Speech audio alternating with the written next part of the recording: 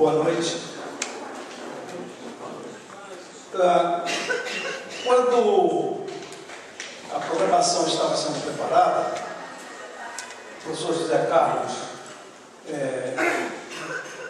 se assentou juntamente com os demais membros da área de Teologia e História e nós conversamos sobre o tema dessa semana. E então cada um de nós, na medida do possível, ficou encarregado de apresentar um tema.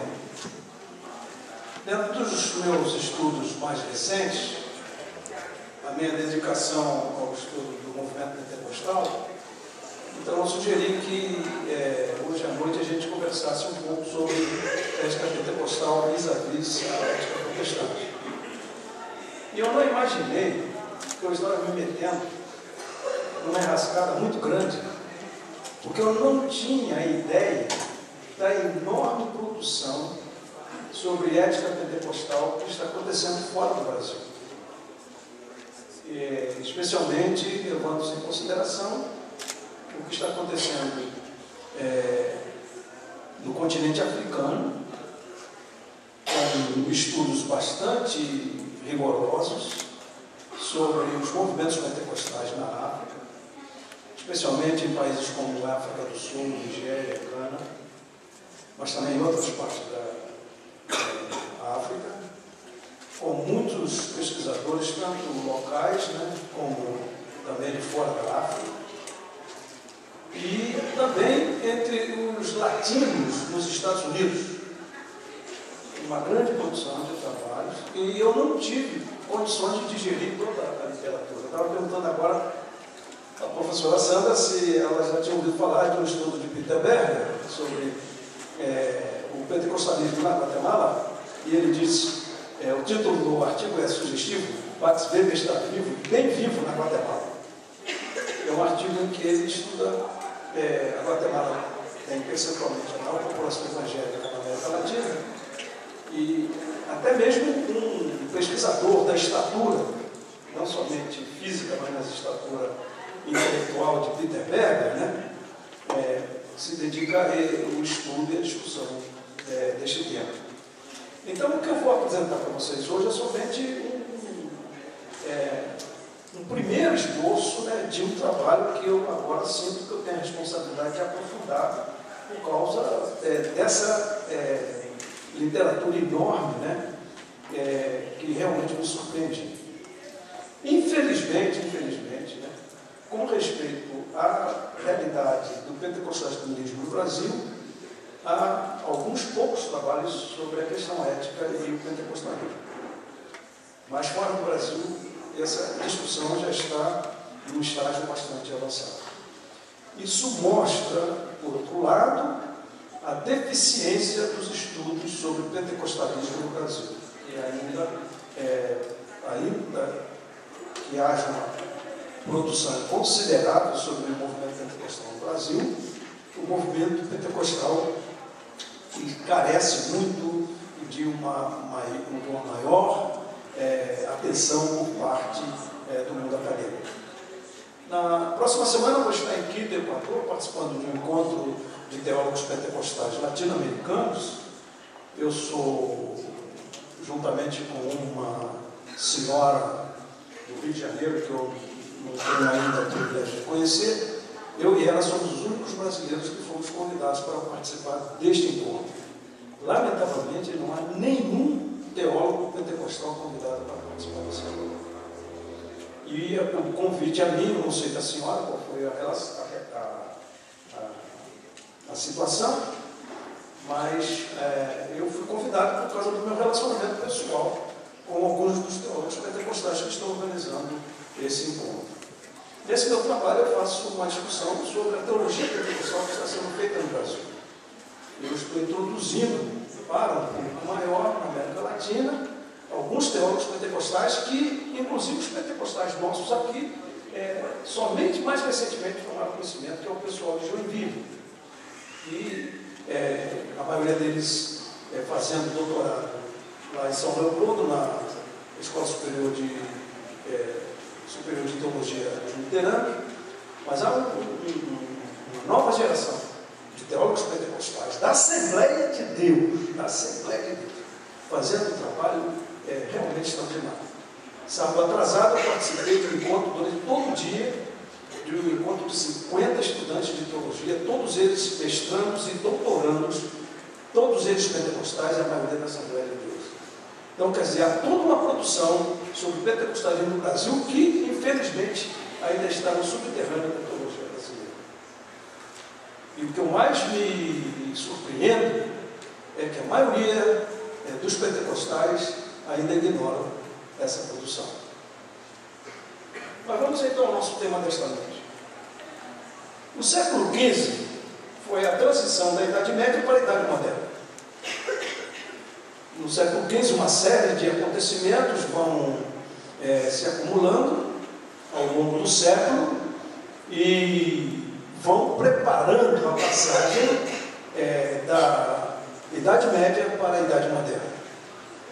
E muitos acontecimentos estão sendo gestados de tal forma que no final do século XV a situação já está bastante madura e a gente então vai ver o surgimento de uma nova época relativamente na história da humanidade, especialmente da humanidade ocidental, mas com grandes e graves implicações para toda a humanidade, já que nessa época, quando cai Constantinopla, os turcos tomam Constantinopla, em 1452, fechada a entrada para o Oriente, pelo Oriente, passa-se a buscar a entrada no Oriente pelo Ocidente. Então, esse processo todo vai desencadear uma série de acontecimentos que no final do século XV nós temos a descoberta ou a conquista da América, mas ao mesmo tempo há outros movimentos que estão acontecendo. A economia feudal dando lugar ao aparecimento, ao surgimento, à emergência do capitalismo mercantilista, que ontem à noite foi muito bem desenvolvido aqui pelo professor Laurin Vert sobre Lutero. É uma sociedade agrária de senhores e servos da gleba, que pouco a pouco vai dar lugar a uma sociedade de artesãos burgueses e daqueles que vão financiá-los. São novas formas e forças de produção substituindo os meios e forças tradicionais de produção. A formação de uma nova classe social, a burguesia. No campo da cultura, nós temos então o desenvolvimento do Renascimento, o humanismo adquirindo uma face cada vez mais decisiva e rompendo o cativeiro religioso medieval da cultura e estabelecendo gradualmente a autonomia da cultura diante da religião. No campo religioso, nós vamos ver então o catolicismo feudal sendo confrontado com a reforma protestante, e essa reforma protestante enquanto a expressão religiosa da modernidade burguesa que estava emergindo. Lutero é o último grande teólogo medieval. Vou repetir, Lutero é o último grande teólogo medieval. Essa é uma definição que eu li em um estudioso já há algum tempo atrás, e ontem à noite, quando nós ouvíamos o professor Laurin Vert, era claro que Lutero estava se confrontando com a questão do comércio, mas ele não sabia como enfrentar essa questão do comércio, a não ser em termos da própria teologia que ele estava procurando romper. A questão da usura, especialmente. E Lutero, que esse grande teólogo, o último grande teólogo da teologia medieval, ele vai se ligar diretamente com os príncipes alemães. Mas, mais jovem do que ele, vai aparecer Calvino, e Calvino, então, nessa classificação, é o primeiro grande teólogo moderno. Calvino é o primeiro grande teólogo moderno. Por quê? Porque Calvino vai estar diretamente ligado a burguesia genebrina, né? Os grandes comerciantes e banqueiros, né, que já estavam já em consolidação, né, em Genebra. Lutero, então, é alguém que, entretanto, vai abrir alguns caminhos, como nós ouvimos ontem à noite, muito importantes para aquilo que nós vamos considerar um pouco mais à frente. Em primeiro lugar, é importante reconhecer que Lutero vai colocar sobre a mesa um tema que é vital, a questão da liberdade cristã. Lutero vai colocar a questão da liberdade como um elemento fundamental da relação do crente com Deus. Então, há uma liberdade, inclusive ele dedica alguns estudos a isso, né? E essa liberdade dá com que o crente tenha a sua consciência somente diante de Deus. Foi colocado aqui hoje pelo professor Oliveira, né? Que nas questões penúltimas, é claro, diante das autoridades, mas há um momento em que prevalece a consciência diante de Deus. Mas, por outro lado, Lutero vai introduzir um elemento muito importante, que é o valor vocacional do trabalho. Com isso, ele rompe com a ideia de trabalho vocacional somente para os religiosos. E ele vai, então, desenvolver toda uma discussão a respeito de que toda ocupação humana pode se transformar numa vocação divina. Não somente a religiosa, mas toda e qualquer vocação, toda ou qualquer produção que o ser humano possa desenvolver a partir de uma consciência de que é um serviço a Deus e ao próximo, conforme o professor Laurinho colocou ontem aqui de maneira muito clara. Dentro dessa liberdade, vai ser importante o livre exame das Escrituras, já que na Idade Média o crente não tinha acesso às Escrituras, as Escrituras eram sempre mediadas através do clero. Agora, com o sacerdócio universal de todos os crentes, todo e qualquer cristão tem a possibilidade de ter livre acesso do livre exame das Escrituras. Além disso, né, é importante que Lutero, na sua teologia sobre a justificação pela fé, vai desenvolver o princípio do simul justus et peccator, ao mesmo tempo justo e pecador, que dá uma relação muito mais dinâmica para aqueles assuntos que são tratados no plano, como dizia o professor Laurinho, e o professor Rui aqui também lembrou disso, né, da doutrina dos dois reinos. Porque aí, em muitos negócios desta vida, essa tensão entre ser justificado pela fé, mas ao mesmo tempo ser pecador, a ideia da graça imputada, né? Da graça imputada, né? Que eu me escondo dentro do manto de Cristo, então eu continuo pecador, mas o manto de Cristo me cobre, portanto, quando Deus me vê, Ele não me vê o pecador, mas me vê a mim, que estou coberto por Cristo. Isso vai dar um dinamismo muito maior, isso tudo debaixo da graça de Deus. Calvino, por seu lado, né, e com a emergência do capitalismo mercantilista, né, ele, na sua relação com a burguesia genebrina, ele vai desenvolver um estilo de vida para a comunidade que primava primeiro pela simplicidade. Eu, quando fui a primeira vez a Genebra, né, e alguns de nós religiosos, né, metodistas, temos essa bênção de poder viajar por aí nesse mundo de Deus. A primeira vez que eu fui a Genebra, eu fui à Catedral de São Pedro, né, a Catedral de Genebra também de São Pedro. Aí eu fui à Catedral de Genebra, né, e fiquei assim estupefacto com a simplicidade da catedral, porque Lutero, Calvino, praticamente desvestiu a Catedral de Genebra de toda e qualquer simbologia, com a exceção dos pilares, né? Mas o restante é um templo evangélico, como a gente conhece por esse Brasil afora, né? E o que me surpreendeu, hoje não é mais assim, eles já fizeram uma reforma, é que lá no lugar do altar estava o presbitério, muito assemelhado com a Assembleia de Deus, né?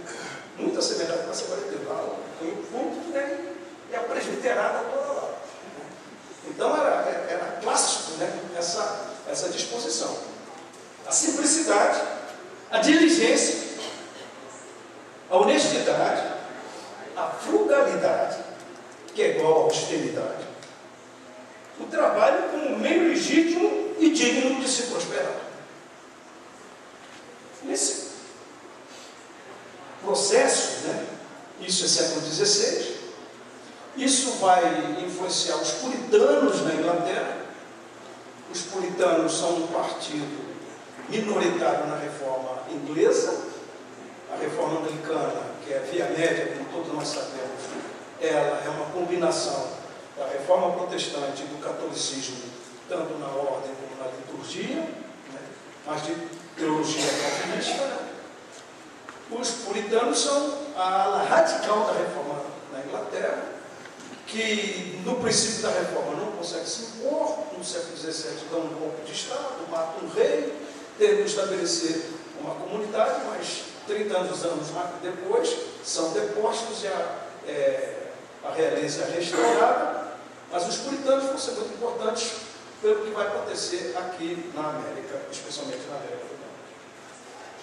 O iluminismo vai se seguir a esse movimento, e o iluminismo marca um novo momento, né, a partir do século XVII, com o fim das guerras religiosas. Né?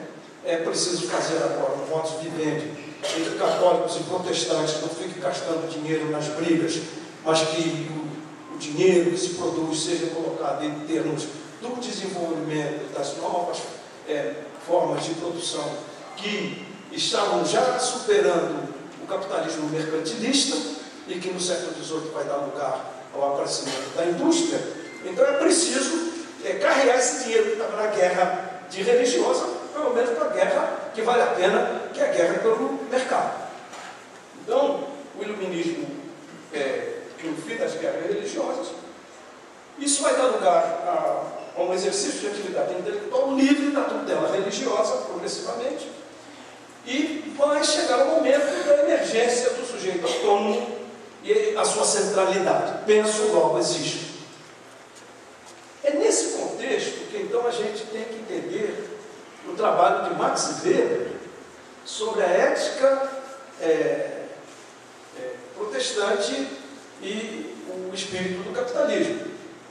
Max Weber, como nós sabemos, foi alguém que se dedicou a estudar a relação entre a ética protestante e o espírito do capitalismo.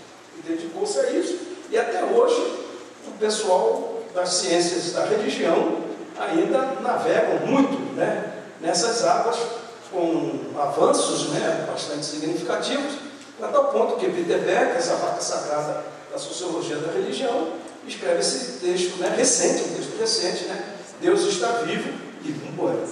Weber está vivo e muito bem vivo na Guatemala, onde ele examina o fenômeno pentecostal na Guatemala. O Weber, então, vai desenvolver o seu estudo, né, com a constatação da ligação entre o gênio do capitalismo e o gênio do protestantismo.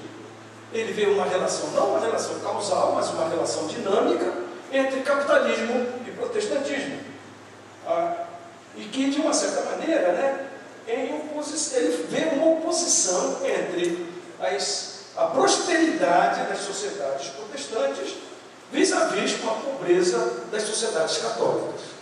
Então, ele fica intrigado com isso e desenvolve seus estudos. Eu pedi já perdão à professora Sandra Duarte pelas minhas derrapagens no estudo de Max Weber, já que eu não sou um sociólogo da religião, mas tem que usar porque ele é o pai da criança. A intuição de Weber é de que a ética protestante tem um conteúdo para um espírito do capitalismo, tendo no trabalho um dos principais elementos a avaliação religiosa do infatigável, constante e sistemático labor vocacional retomar esse princípio do trabalho que está presente em Lutero e que vai ser aprofundado em Calvino, né, como o mais alto instrumento da acesse, e isso é muito importante, né? O protestantismo é uma maneira ascética de viver o Evangelho, não é só o catolicismo monástico, que é uma maneira ascética de viver o cristianismo.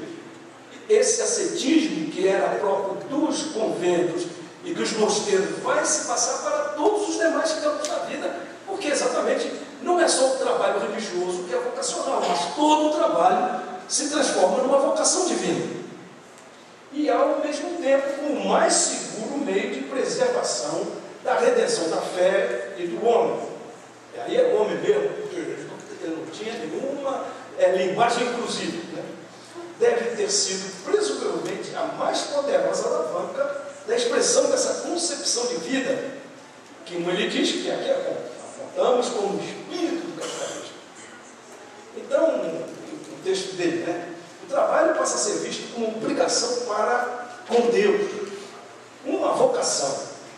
O dinheiro proveniente dele é um bem divino, do qual o beneficiário não é o dono, mas somente o fiel depositário. Vê-se aí a natureza da poupança, tão importante para o capitalismo. A forma de se comportar também é importante. O trabalho é uma vocação, o dinheiro uma dádiva, mas a ostentação continua sendo um pecado. O crente ostentação não está com nada, é pecado.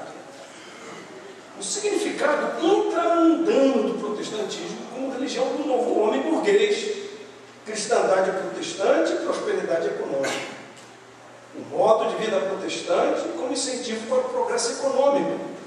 O protestantismo como forma regulatória do comportamento do novo sujeito histórico, o homem burguês. Então aí ele tem uma questão da racionalidade do trabalho, né? O trabalho agora é uma questão, é um dado que tem uma racionalidade própria. O capitalismo, então, como racionalidade econômica e política, né? E o protestantismo calvinista, porque esse protestantismo do qual Max Weber fala, é o protestantismo calvinista, com a racionalidade religiosa, como racionalidade religiosa. E aí, uma crescente desvalorização dos vínculos afetivos, que era próprio da situação da produção familiar anteriormente, né? Dos divertimentos sensuais, né? Aquela festa, né? Da sociedade medieval, não, isso aí não tem lugar para isso. Isso é desperdiçar, né? Então, e acima de tudo, um problema sério é o mundo das artes. É interessante que na Holanda essa coisa até que não prosperou, mas em outros lugares vai prosperar, né? Uma desconfiança enorme das artes, né? Esse era o preço a pagar pela disciplina do espírito que possibilita a prosperidade. Asseio, limpeza, cuidado. Cuidado, né? É o que falava hoje nessa manhã o professor Douglas sobre Sarah Calley, né? Sarah Calley, né? A mãe do protestantismo brasileiro, né? Ela estava muito preocupada com essas coisas, né? Asseio, limpeza, cuidado. Tanto que o livro que o professor Douglas apresentou aqui exatamente de como essas preocupações se concretizam. Prosperidade como marca de favor divino àqueles escolhidos, os escolhidos. Estamos conversando no terreno da predestinação, né? A disciplina que possibilita a prosperidade material dos escolhidos, que vivem uma vida de disciplina piedosa, trabalho disciplinado, que é, como já foi dito acima, o melhor meio para a poupança. E se a poupança possibilitar acúmulo de capital, melhor ainda. E se o acúmulo de capital, possibilidade, mobilidade social, oh glória a Deus, o ciclo está completado. Entendeu?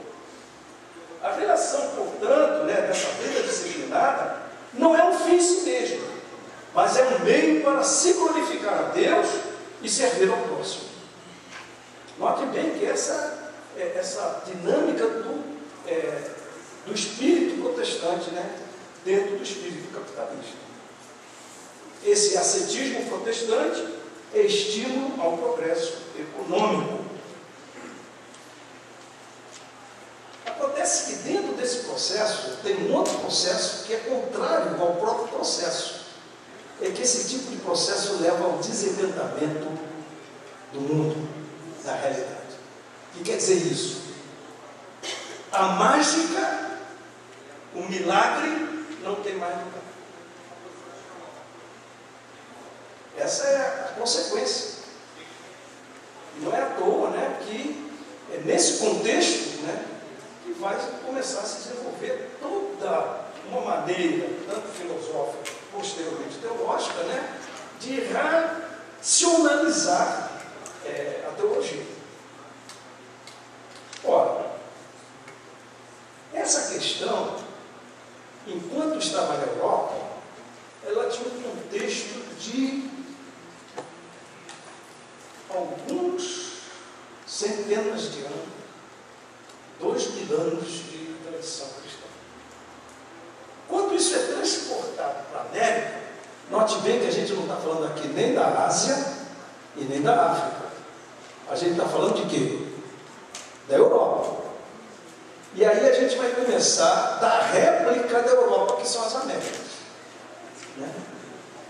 Aqui vai dar uma confusão muito grande, porque nessa réplica da Europa nas Américas, primeiro a gente vai se encontrar,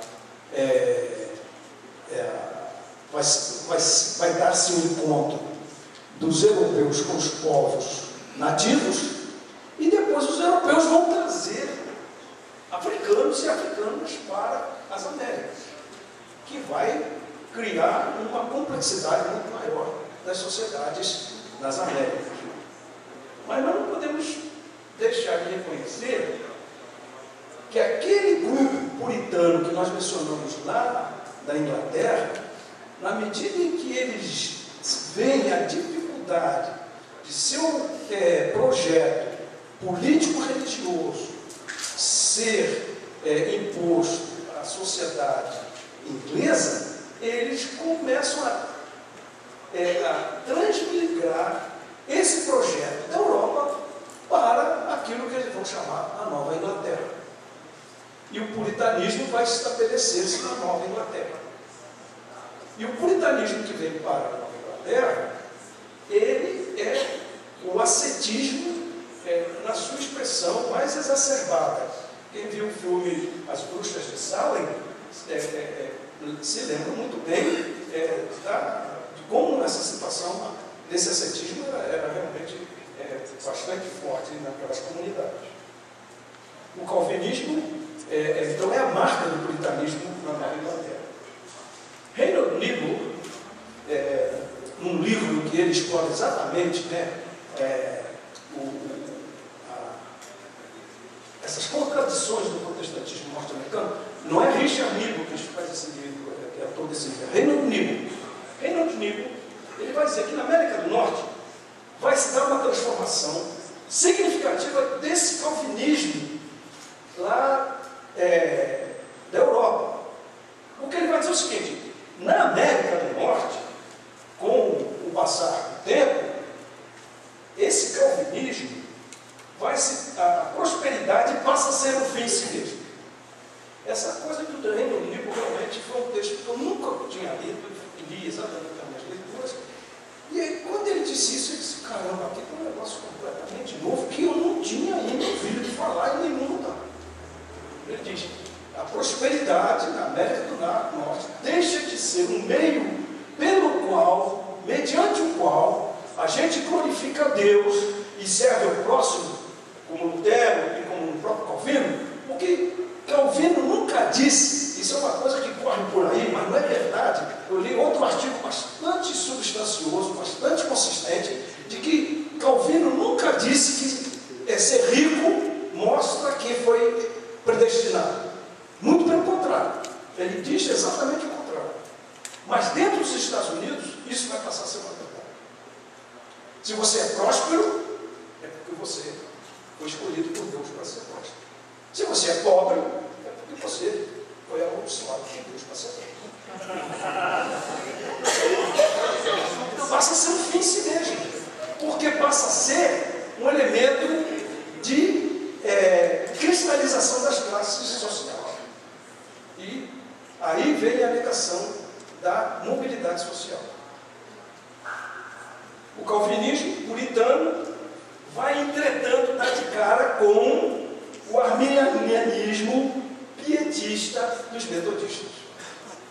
Os metodistas é que vão, desculpa a expressão, botar água na cerveja dos puritanos.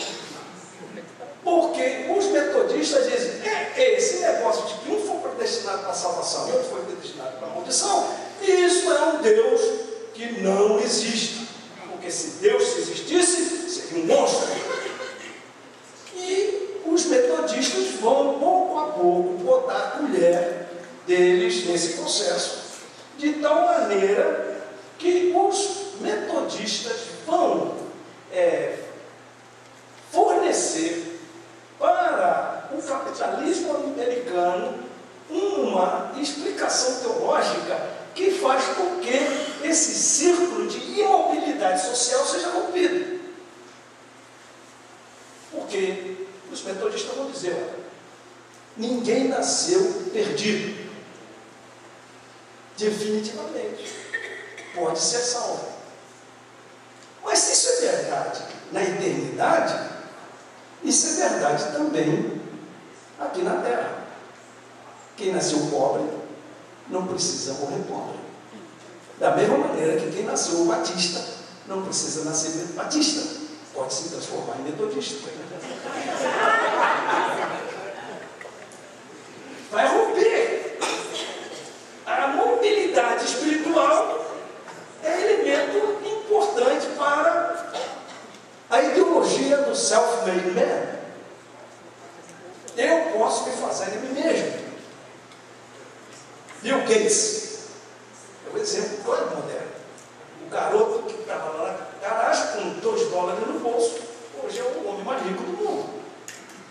Não nasceu rico, fez-se rico. Então, nessa mentalidade norte-americana, o metodismo vai botar sua colher. E aí o que acontece?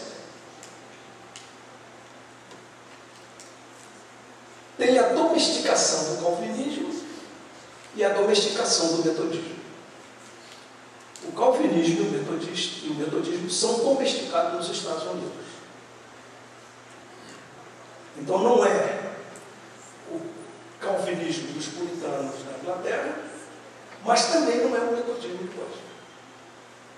Ele vai se acomodar às exigências da sociedade norte-americana. Então, no metodismo, isso significa o quê? A transformação das obras de misericórdia em obras de benevolência. E deixa de ser artigo de salvação para passar a ser consequência ética. Isso aqui é um intrincado bastante significativo. A crescente espiritualização do individualista, a crescente espiritualização individualista da santidade, tanto entre calvinistas como entre arminianos. A crescente transformação da santidade como manifestação religiosa da luta por transformação social e pessoal. E aí são dois nomes importantíssimos, né, que nós temos pouco conhecimento. Um nós temos conhecimento em parte, mas um a gente desconhece completamente aqui no Brasil. É Phoebe Palmer. Phoebe Palmer é uma mulher metodista que faz a releitura da teologia da santificação em Wesley, influenciada por Fletcher, né? E ela vai desenvolver a teologia do altar. E quando ela desenvolve a teologia do altar, ela vai perceber a questão do pobre. Então, a questão do pobre é muito importante dentro desse enfrentamento, né? Porque, já que se o sujeito nasceu pobre não precisa necessariamente morrer pobre, então tem que haver algum tipo de intervenção social, quer no nível pessoal, quer no nível mais comunitário, para que se possibilite a mobilidade social. Isso é que vai dar a esse avivalismo do norte dos Estados Unidos o seu caráter social. E Phoebe Palmer vai fundar a primeira grande missão na zona de prostituição de Nova York, que é a missão de 5 pontos, the 5 Points Mission.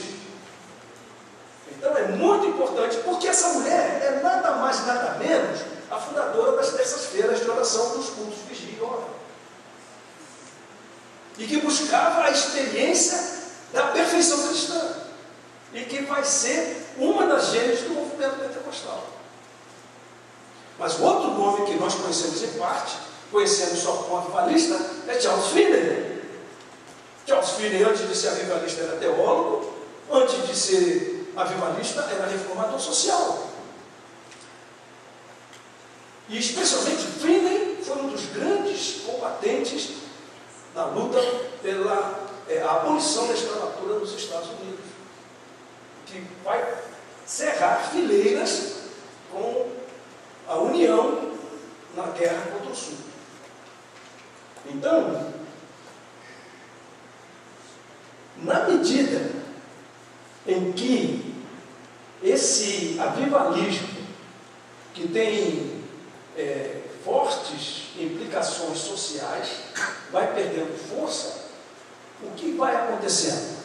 A doutrina da santificação vai adquirindo cada vez mais dimensões e tintas de moralismo e legalismo.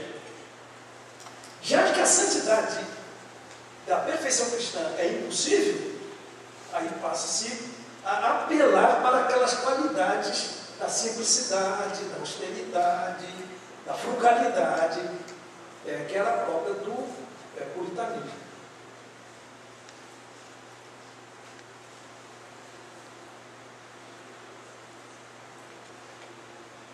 Acontece que depois da Guerra Civil, o avivalismo norte-americano começa a descer. O avivalismo norte-americano, no princípio, era um fenômeno do norte. Não havia avivamentos praticamente no sul, porque, desculpa a expressão, o sul era uma zorra.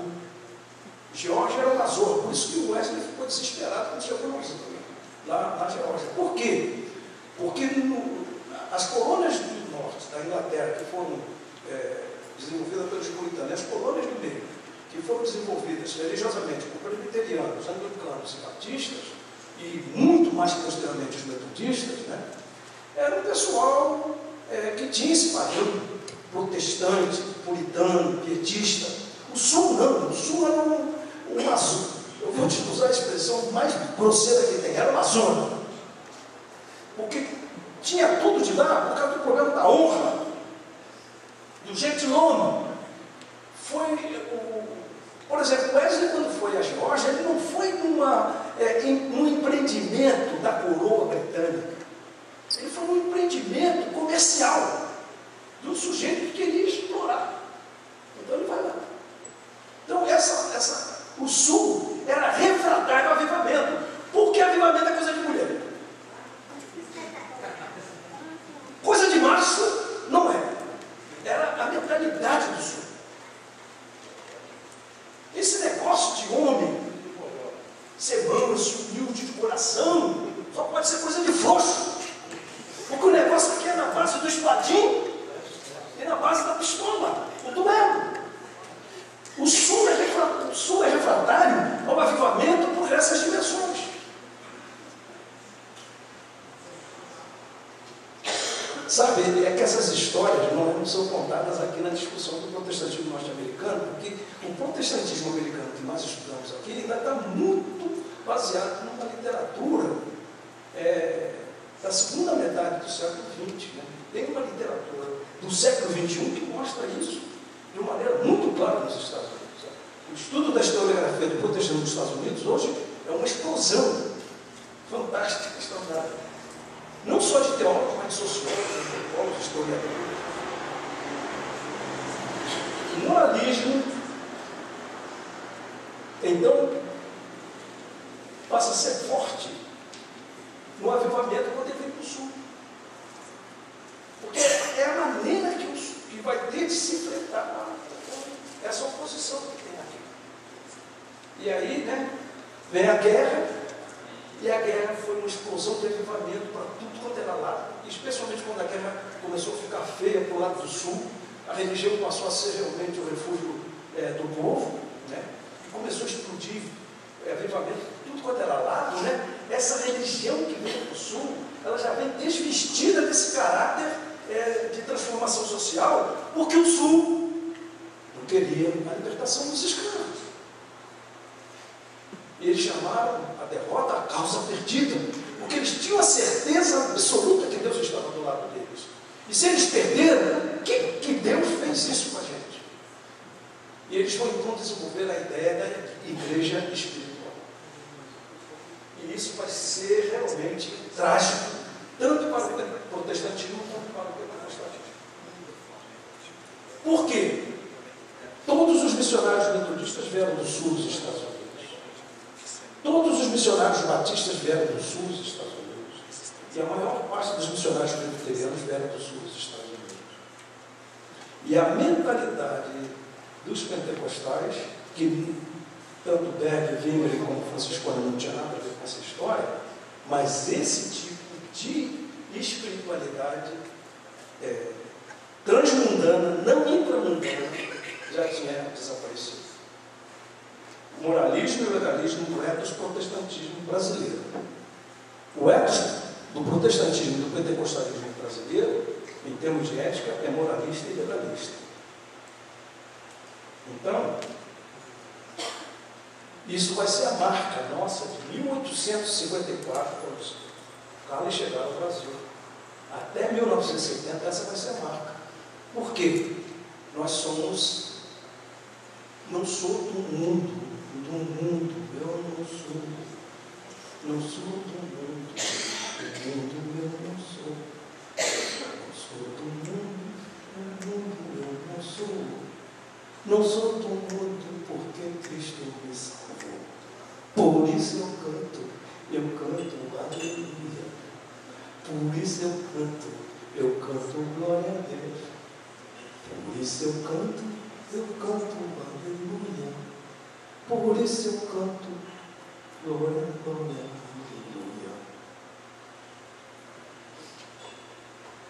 Essa situação vai determinar o caráter do protestantismo brasileiro até 1970. E o pentecostalismo também. O pentecostalismo exacerba. O que esse negócio do pentecostalismo? Não usar cabelo cortado, não usar joia. Primeira vez que eu fui na Assembleia de Deus, eu tinha 7 anos. Vocês veem que eu estou metido com pentecostal desde hoje. Eu tinha 7 anos. Me surpreendeu, um garoto metodista, foi ver o chapéu, né? Porque até 1960, pentecostal tinha que usar chapéu.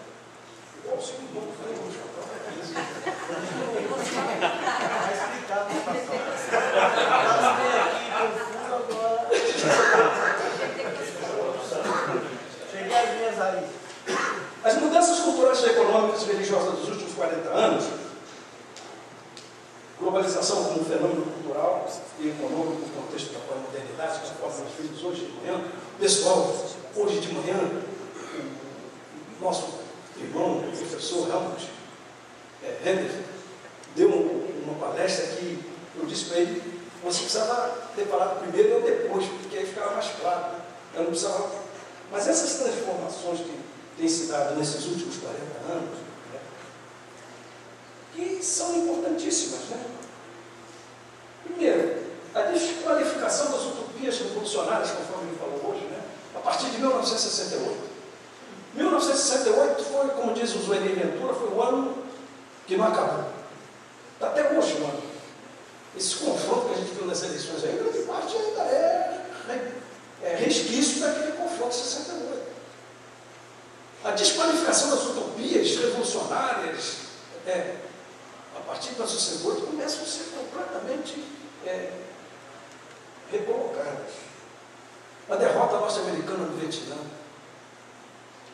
a crise do petróleo em 1973, o avanço das políticas neoliberais de Thatcher e Reagan, a queda do muro de Berlim e da União Soviética e o ressurgimento do fundamentalismo, isso tudo vai fazer com que uma nova realidade comece a se colocar.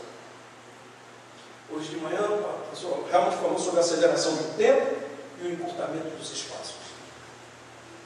Quer dizer, hoje nós temos um tempo acelerado, né, e o encurtamento dos espaços. Mas nós também temos a produção em escala de formas diversas de viver e pensar. Hoje nós não temos mais uniformidade. Hoje, o elemento fundamental da sociedade que nós vivemos é diversidade. E lidar com diversidade é complicado. Porque a gente está acostumado a cada macaco no seu galho. O problema é que agora tem macaco de outro galho pulando no meu galho. E eu estou dizendo para o macaco, você cresceu. Ele disse, quem disse que cresceu? É meu. Essa diversidade que a gente não sabe lidar com ela. Silas Malafaia é o mais claro exemplo dessa história. Né? Não sabe lidar com diversidade. Mas não é ele sozinho não, Lobão também. Lobão disse que não vai mais embora do Brasil. Ele devia honrar a palavra dele, devia ir embora do Brasil. Porque não sabe lidar com a diversidade. Essa campanha eleitoral foi uma claro exemplo disso. Não se sabia lidar com a diversidade.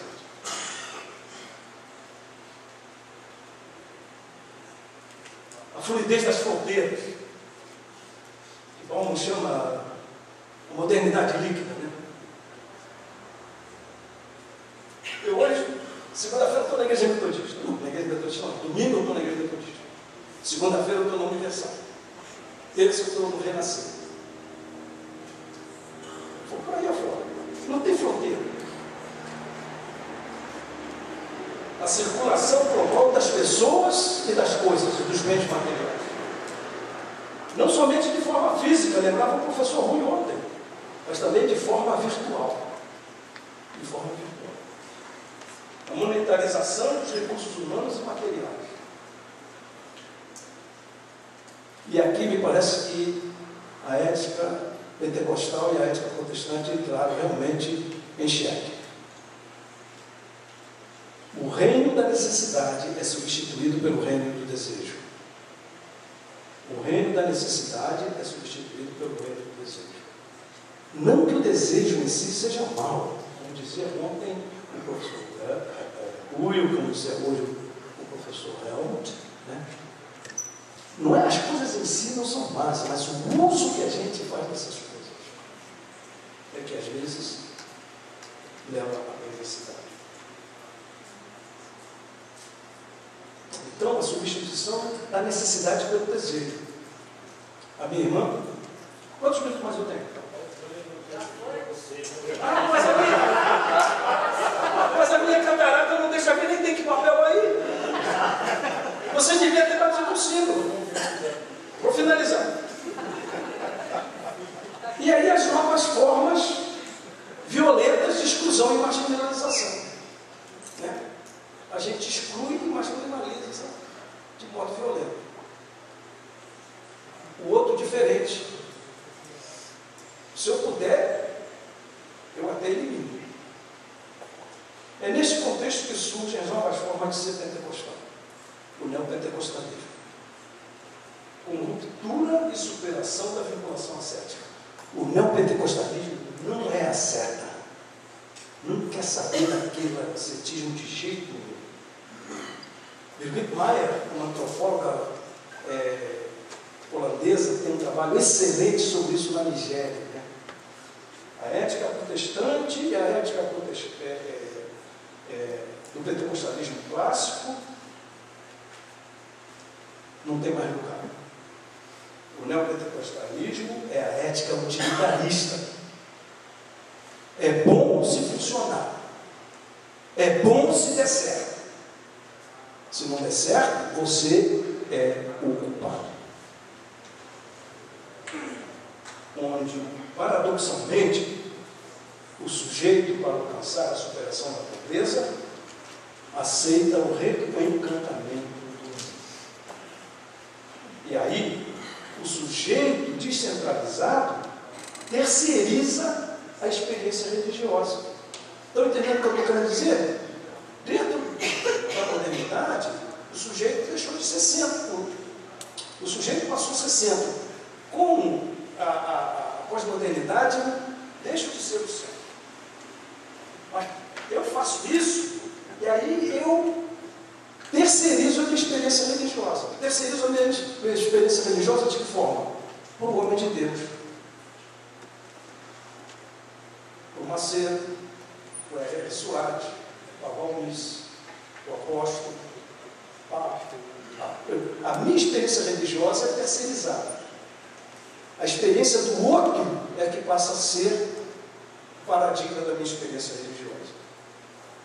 Nesse contexto, né, a monetarização dos bens religiosos, né?